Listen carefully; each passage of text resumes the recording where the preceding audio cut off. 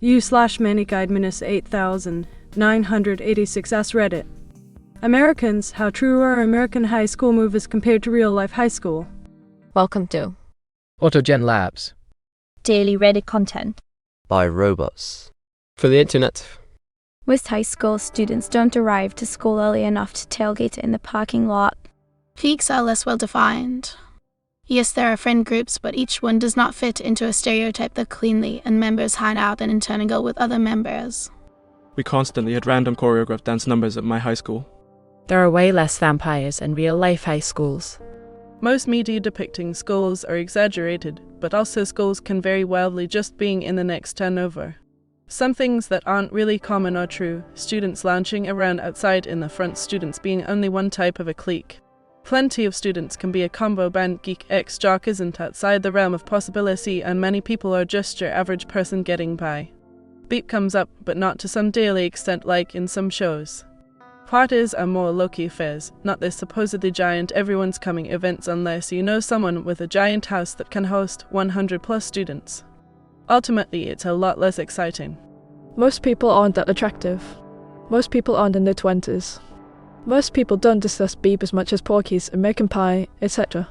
A weird thing is how they seemingly show it as if kids just have time to talk and chat in the middle of the day in the hallway by the lockers, when in reality you're booking it across the building because you have 5 minutes to go from the first floor, get to your locker on the second floor, and then run all the way across the third floor to your third period class.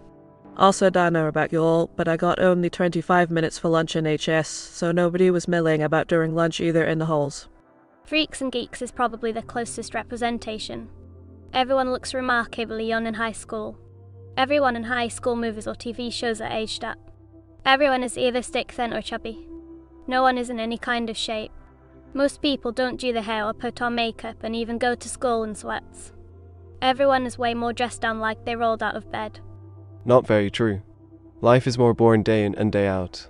People are also definitely more serious about school if you live in a well-populated area. I enjoy that they have time in the mornings to just beep at the house, also it's daylight when they wake up. I went to high school obviously, and teach at a high school all in the United States. I went to a suburban school in California and teach at a small town school also in California. Here are my observations. Things foreigners often think of fake that are real. Sports are connected to school. There are people who wear uniforms on game days, there are rallies, and there are school rivals. They aren't usually as serious as depicted on shows, but they are real. Cheerleaders do exist. They wear uniforms on game days as well, not every day. Yellow school buses exist where I teach that bring students in who live in the country. Kids who live in town walk, drive, or get dropped off. Red and other colored plastic cups also exist. As a side note, some kids really do have cars at that age. Most probably can at least drive. A student government or student body president is often a real thing. Basically just a student committee to rubber stamp whatever the administration is going to do anyway. Things foreigners often think are common that are fake or exaggerated. Being a cheerleader or an athlete are not nearly as exclusive as depicted, nor do they automatically equate to popularity. Cliques are far more fluid than depicted. Rarely do they automatically center around one activity like football or band or chess club. It's not at all uncommon for people to do a lot of different activities that blend stereotypes, like a football player who is a chess club officer and in student government. Bullying is rarely anything like it's depicted. It's rarely done in front of everyone with bystanders not caring. It's more common to be done in secret and to focus on emotional rather than physical bullying, although physical bullying does happen. I think movies and shows are trying to capture what it feels like, that no one is there to help you and missing what it actually looks like in reality. Everything is way more boring and less dramatic than depicted. Fiction acquires conflict in so TV shows and movies created even where it probably wouldn't actually happen. I'm gonna take a guess that people don't settle disputes with dance-offs. Football players were pretty cool and treated me well. The assholes and bullies were the baseball and golf players.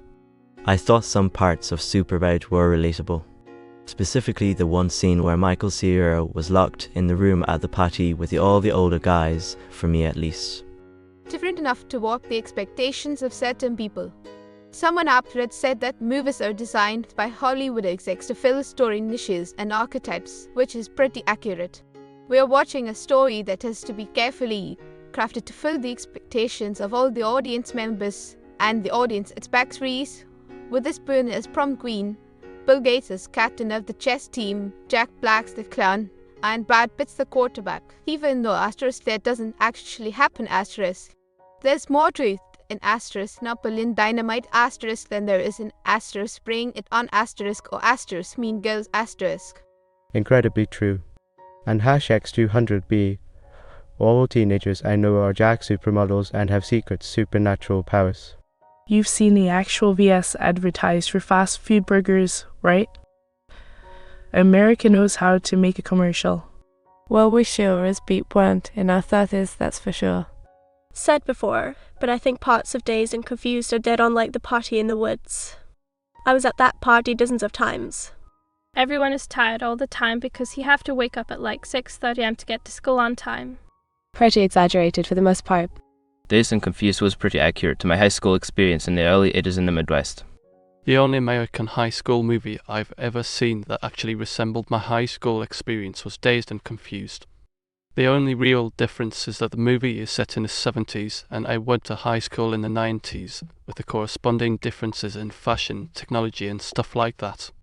Everything else having to do with how the kids behaved and how different characters had different social groups, and some overlapped and some didn't. Instead of having these rigid cliques you tend to see in movies, and pretty much everybody got along for the most part with everybody else, even if they were in different grades and different social groups, or even already graduated like Woodson, and all that was pretty spot on. The most realistic high school representation I have seen is the TV show My So-Called Life. The John Hughes, rich kid, poor kid cliches are not accurate. I went to high school in Newport Beach, CA, a very wealthy neighbourhood, and some of the most popular kids were not wealthy. In fact, several of the most popular kids were from single-parent working class homes.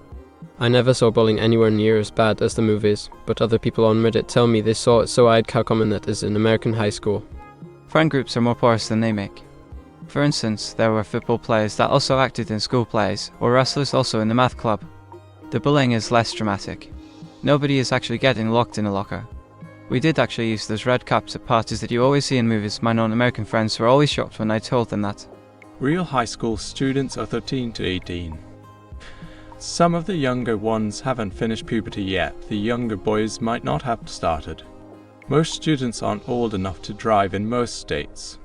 People aren't interested in crisply defined clique stereotypes, but are sloshing around figuring out who they are.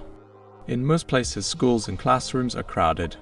Nobody hangs out by the lockers. There's no time. You go to your locker when you get to school, before your 25-minute lunch, and at the end of the day. Teachers don't get deeply involved in students' lives for the most part. They don't have time either. And most importantly, like most movies, everything is glamorized to be more interesting. The fights, the dramas, the life triangles, all of it. Oh, there's plenty of drama in HS, but most of it is incredibly boring if you're not directly involved. We had 2:30 in between class periods. We did not have time to lean against the lockers and talk. Sometimes it rains, sometimes it snows, sometimes the wind blows. We had to go to school then too. In the winter it was very cold, in the summer it was unbearably hot. I bet they've fixed that because the expensive electronics would cook themselves. A school didn't need anything like that when they built the building.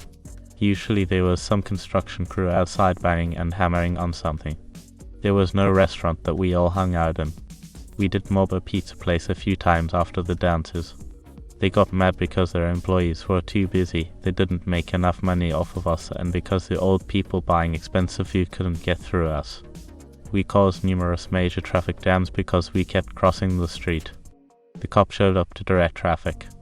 The pizza place complained. The police went to the school and they told our parents that we had to stop. They kept the rec center open later for us instead. They actually did put on a really good after party for the middle school dancers after that. They just herded us all into there and told us we'd need to go home if we left or we'd get into trouble. I think it depends on where in the US. That said, the first Spider-Man movie with Tom Holland represented what high school was like for me in the nearby area really well. I think it was the only movie I've seen to do that. Nothing else comes even close. In real life, the popular kids are popular because they're likable. The mean girls and bully jocks are not popular. What? They have their own tropes and cliches like any other genre. They are made to pander to the ideas that 200-year-old Hollywood execs have about teenagers. We didn't have the paddling or any of that, and it was decades later, but the vibe of Dazed and Confused was pretty true of my experience. Cliques were not really that well defined, nerds and stoners and jocks all crossing over and mixing together in various ways. I dated a girl on a dare who wore a ponytail and glasses and paint-covered overalls. She turned out to be the hottest girl in school. Life imitates art. Prom is way less of a big deal in real life. Kids look forward to it and get dressed up. A few might do the limo thing. But it's not the end-all be-all of the high school students here. And really no one cares who wins prom queen. I went to high school in a suburb of NYC in the late 90s, and it was pretty much exactly like the high school movies of the time. Think can't hardly wait except for how attractive everyone was, and of course we were actual teenagers, not 25. They always seem to edit out the school shooting. High school don't have well-defined social groups like you see in movies. Thanks for watching. This has been an AutoGenLabs production. That means that this video was created by a robot out of content on Reddit. We show all account names and list them in the description to credit the Redditor community that makes our work possible. If you like this video, please consider subscribing to our channel. We post new videos every day. If you have any suggestions for videos you would like to see, please leave a comment. Our human department for public relations reads all of them, or won't be let out of their cages again. Goodbye.